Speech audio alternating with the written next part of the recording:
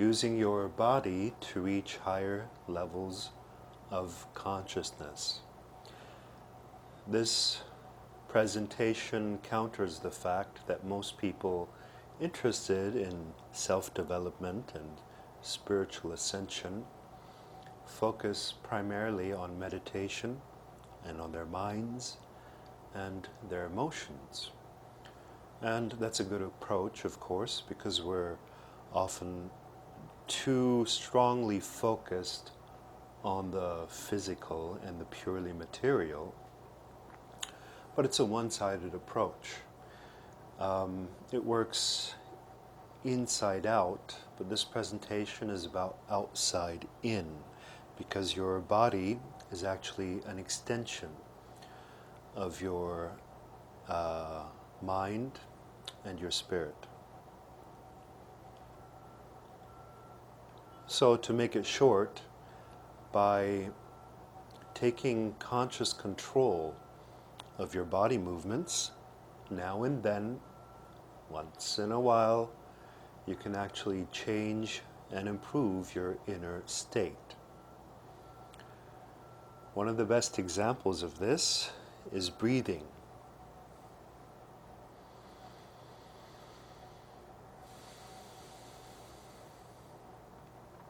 Breathing can quite rapidly change your inner state, just taking the time to take a breath.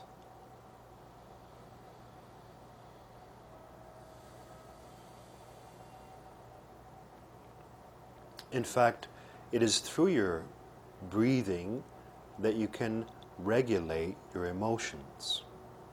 Okay? So when you're nervous, down, fearful, your breathing is usually subconsciously more shallow and comes more from the chest. The extreme version of that is like which we can often see in people who are panicking or hysteric. So when you see somebody in panic and hysteria, you instantly know what to do in order to calm down.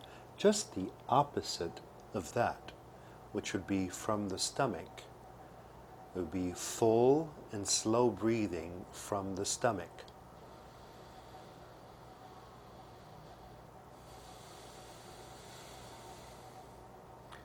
Would it surprise you if I tell you that most of the problems you experience in life can be solved just by that? Yes, just by breathing more from the stomach. Why? Because doing that implies many other things. It implies less rigid focus. It implies instant release of muscle tension. And with the release of muscle tension, there can be no anger and no fear. And where there's no anger and no fear, there's not many problems you can experience. Most so-called problems are fear and anger based.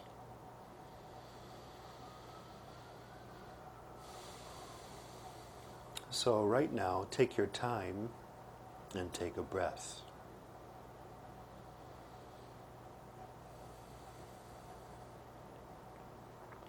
I highly recommend this to performers as well, people at important locations with VIPs, conferences, concerts, stage performances, seminars, auditions, that you once in a while just take your time, open some time and take a breath.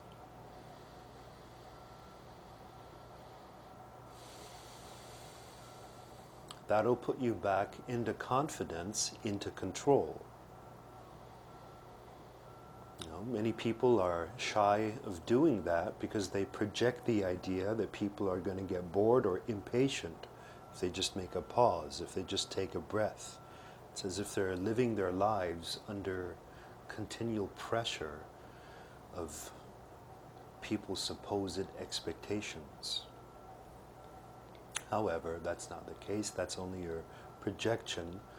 Nobody's going to get bored or impatient with you, and if they do, that is really their problem, not yours.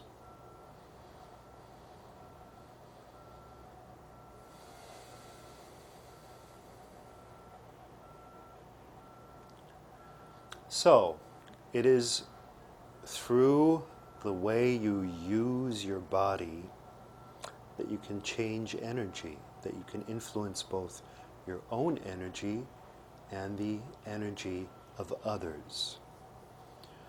Another example is that your body size in space can either be expanded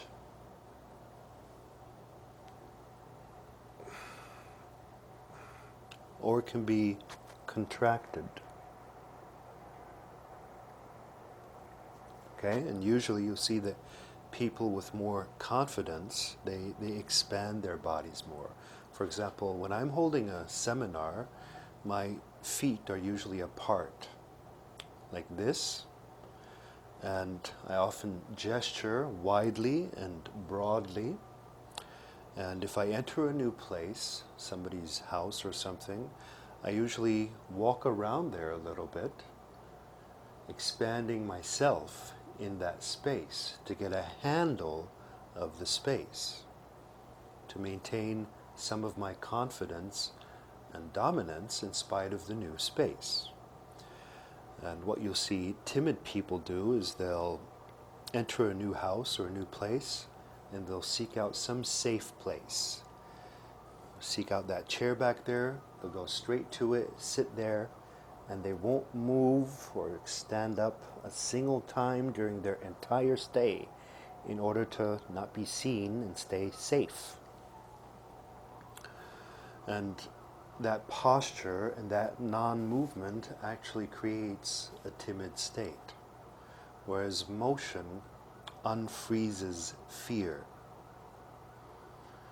Motion unfreezes fear. If you're feeling worried, timid, or afraid, get into motion, get into movement. Just doing this, for example, or any sort of yoga or aerobics or gym or even just a walk will unblock and unfreeze fear.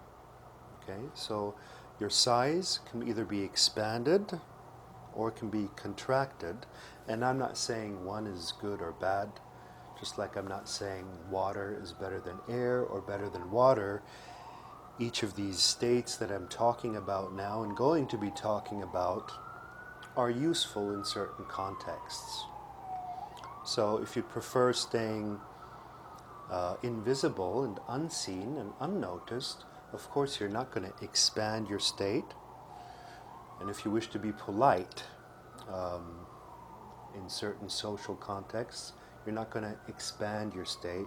You're going to keep your state small and humble and contracted. Okay? There's a lot of benefits to that too. Let's say, for example, you're walking through a really bad neighborhood and you don't necessarily want to get noticed there. Well, then simply humble yourself, and don't keep your attention wide open. Don't start dancing around, but simply, stay humble, walk and walk. Don't look, don't act until you're out of the neighborhood. Just one example of where the contracted state could be useful, the small state.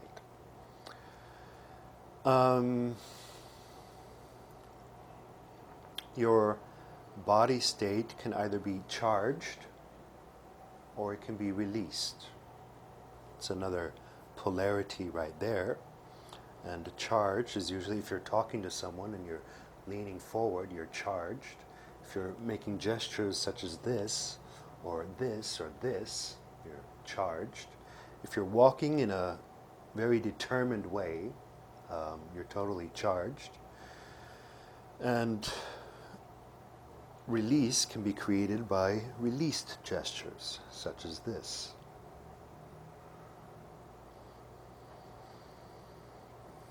That's a released, open gesture right there. Nothing charged about it at all. And just doing that, helps me release any issues or emotions I might have had. The release state can also be like this, or like this,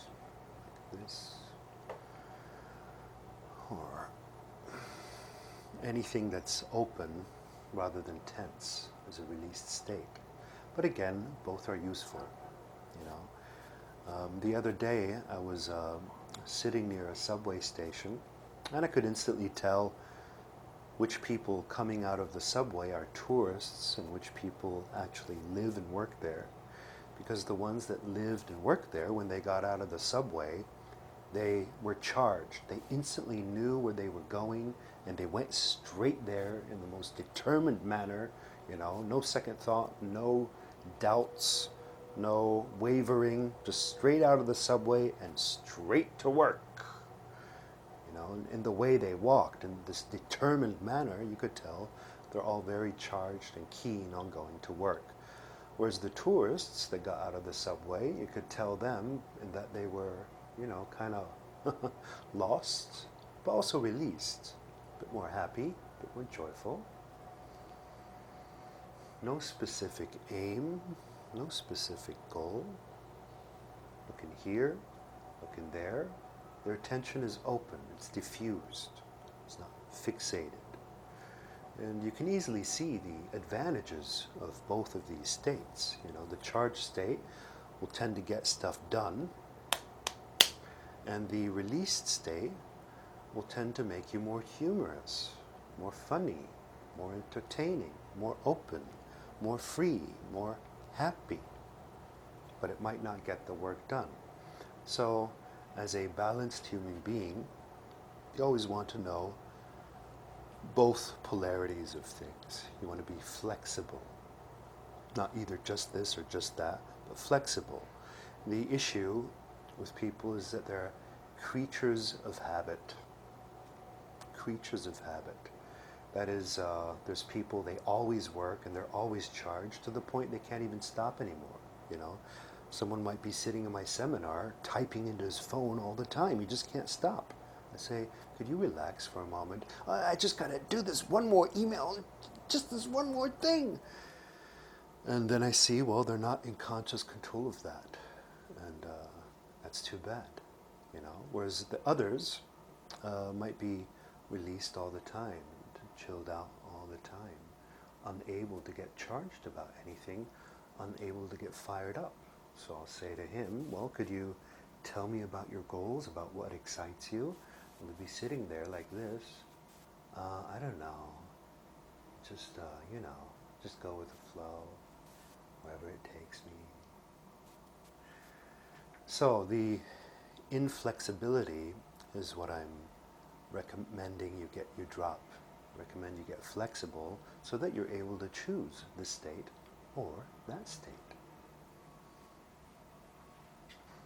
Another way you can change your state from outside in instead of inside out, as I usually teach, is through your eating or your lack thereof. You know, most people who are familiar with fasting, who fast once in a while, such as all great teachers did throughout history, Buddha, Jesus, Muhammad, Gandhi, and so forth, all familiar with fasting, they know that eating itself controls a lot of our attention.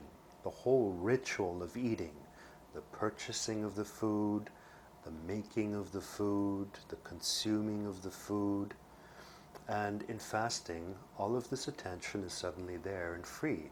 That's why during fasting, your mind gets really light and clear. You get this new power, this new clarity if you fast properly. Fasting also heals the body, allows it to get rid of toxins and regenerate. Okay? I've heard many reports of miraculous healings just from fasting. It is also in the types of foods you put into your body that you influence your state to some extent. I'm not saying that it's matter over mind. The thoughts you have a much more powerful impact on your state, but food has at least a little bit, something you keep putting into your body. Okay, so you might want to be somewhat aware of that. and reduce your addiction and compulsion to have certain foods. If you have a compulsion towards certain foods, you might want to switch to other foods for a while until that compulsion is released. Because people of high consciousness who are developing and ascending, they don't have any compulsions, neither toward vegetables, nor toward meat, nor toward sugar. No compulsions whatsoever. They're flexible. They stay in flow. Your physical orientation in space can either be in contact or it can be withdrawn. Okay? So being in contact will usually raise your vibration and appreciation. That is, being in contact with people, meaning actually looking at them, recognizing them, or even touching them, right? Making contact with them. A hug, a pat on the shoulder, a handshake, those are all ways to be in contact, be in touch. And it also applies to contact with objects. You can make contact with the objects around you. You can touch them. You can feel their textures, or at least look at them and, appreciate them, acknowledge that they're there, see what's going on. In reality, making contact puts you more in touch with physical reality. It makes you feel better about physical reality. Whereas being withdrawn goes again to the diffuse attention, puts you out of touch with physical reality. And that can be useful for other contexts. For example, if you're surrounded by people you don't much like, as protection, you tend to withdraw. You tend to no longer get in touch with them because they've harmed you. Okay, so you no longer properly look at them, and you no longer touch them, and you kind of withdraw into your own space, which is not necessarily good. Okay, it's not necessarily healthy. Can actually cause loneliness and depression. And the way to get out of loneliness and depression is just the opposite of that, is getting in touch, looking, feeling, touching. And you'll see often that depressed people, they go away from that. They withdraw from the world, withdraw from sunshine, withdraw from communication. They don't take any more calls, and so forth. So what exactly could be a positive purpose of withdrawal? It could be for creative reasons. When you want to go deep within your subconscious, you withdraw from the world, you meditate. You might be up at night while everybody else is sleeping, or you might meditate in some cave in Tibet. That is withdrawal. And done properly, it can help you release from the physical world and experience more of the non-physical, the inner world. Okay? However, both contact and withdrawal are important. A master of their reality should know both. Your speed through space and time can either be fast or slow. Okay? You can speed up or you can slow down. And both have their benefits. And the most benefit is by being able to control that once in a while. Okay? If things just get too quick and chaotic, to be able to slow down and regain control. And then if things get too boring and sluggish and dull, to be able to speed up again, get quicker. Quicker in your walking, slower in your walking. Quicker in your speaking, slower in your speaking. Quicker in your actions, doom, doom, doom, doom, doom, doom, doom, and slower in your actions. So to energize and to feel more excited, more energy, and more focused, you speed your actions up. You really, really speed up and get going and do. You get into action. You overcome obstacles. You take care of your needs, your goals, and so forth. And to calm down, to relax, to become at ease, you slow down your speaking, your acting, your walking, and so forth. And as you slow down your speech, you'll quickly feel more calm. Whereas if you speed it up, you'll quickly feel more awake. And the same applies to everything else. Arm movements, foot movements, anything at all. You have the option to speed up, you have the option to slow down. You have the option to change your state anytime you want through your body. You can take a conscious approach to the subconscious. Your approach toward people and reality can either be direct or indirect, okay? Your walking can either be direct or indirect. Your talking can be direct or indirect. Your body posture can be direct or indirect. And again, both are very useful. For example, when you're dealing with the sensitive and fragile, it's often better to take an indirect approach. Whereas if you're dealing with the rough and tough, it's often better to take a direct approach. One example could be when I have negative feedback to give to somebody. If that person is a very mature person, I can just give them the feedback and say, you know what I didn't like about you the other day? I didn't like the fact that you did this, this, and this. And if it's a very mature, very tough person, they'll take that and transform it into something positive, or they'll reject it, doesn't matter, Whereas most people are not that way. Even if they claim they're that way, most people can't handle the truth, can't handle criticism. So, because the ego is very self-important, you see. So you take the indirect approach, which would be like perhaps first praising the person, and then, once the person feels comfortable with you, saying, what you might improve, I just noticed something, you might improve that, just my opinion, maybe I'm wrong, but you might improve this and this. That would be the indirect, the more charming approach, okay? Just want you to know that everything in space and time, there can be a direct or an indirect way. At a physical body level, it might be in sexual matters, where you notice that an indirect approach, of caressing and hugging, works better than a full front-on approach.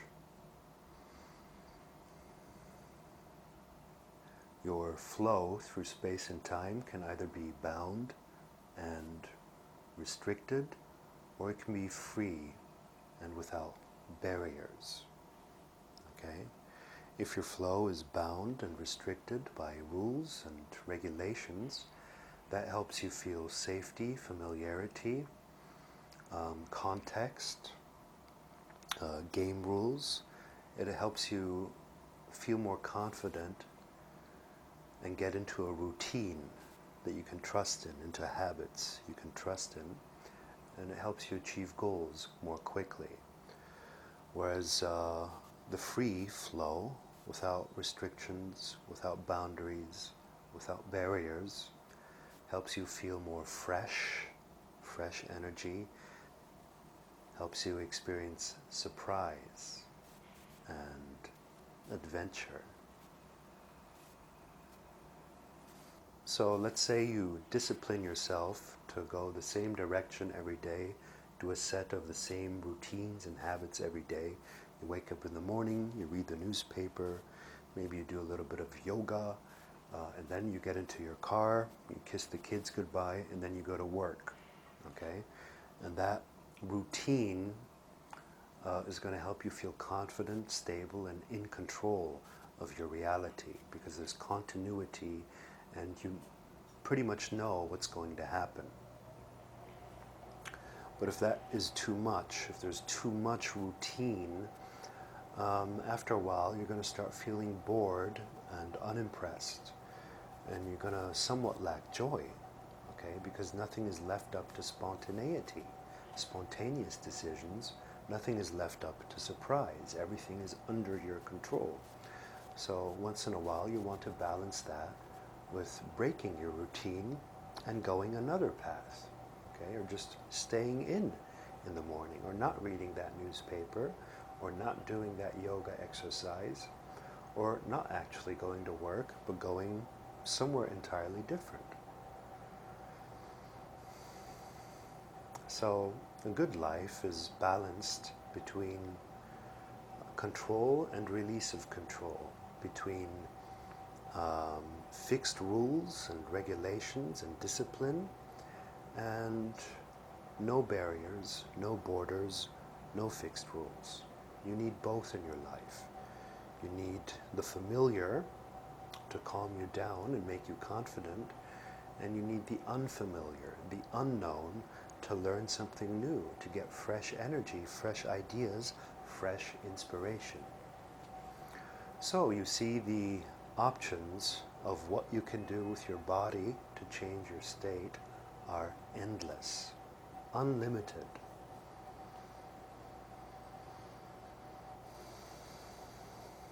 And if you're somewhat conscious, you can, once in a while, go and simply change a certain automated behavior.